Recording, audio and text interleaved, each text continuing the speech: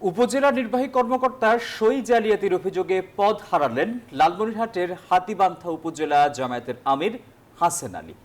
তার বিরুদ্ধে শিক্ষক কর্মচারী নিয়োগে অনিয়মের অভিযোগ রয়েছে। এ ঘটনায় তাকে কারণ দর্শানো নোটিশ দিয়েছে উপজেলা প্রশাসন। লালমনিরহাটের হাতীবান্ধা মডেল কলেজ সরকার পতনের পর শূন্য ছিল অধ্যক্ষের পদ।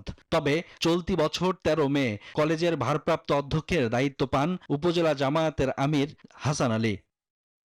অভিযোগ উঠেছে বেতন ভাতা পেতে নতুন কয়েকজনের নিয়োগ দেখিয়ে মাধ্যমিক ও উচ্চশিক্ষা অধিদপ্তরে 13টি ফাইলের অনুমোদন নেন হাসান আলী। এতে কলেজের সভাপতি হিসেবে হাতীবান্ধা উপজেলা নির্বাহী কর্মকর্তার ভুয়া স্বাক্ষর ব্যবহার করা হয়েছে।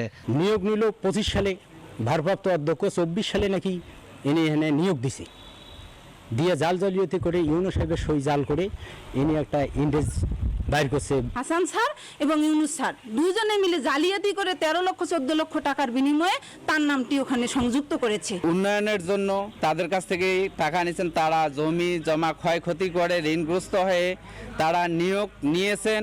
13 জন ইন্ডেক্সধারী অবৈধভাবে প্রত্যয়ন এবং ইন্ডেক্সভুক্ত হয়েছে।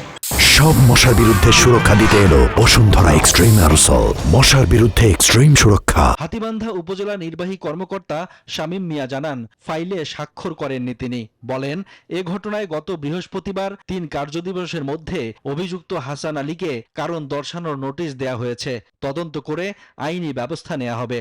তদন্ত সাপেক্ষে বলতে পারবো, নিশ্চয়ই যারা ভুক্তভোগী তারা যদি মামলা করেন তাহলে প্রতিকার পাবেন। এই প্রতিকার দুর্নীতির বিরুদ্ধে আমরা তদন্ত করতে পারি, যথাযথ কর্তৃপক্ষকে জানাতে পারি।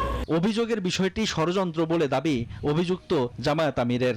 অফিসিয়ালি যে ভাইটা সহযোগিতায় বা ভুলের বুঝে এই কাজটা হয়েছে বা সরল বিশ্বাসে এই কাজটা হয়েছে, তিনি ইউনূস সাহেবের সঙ্গে বিষয়টা স্বীকারও করছেন।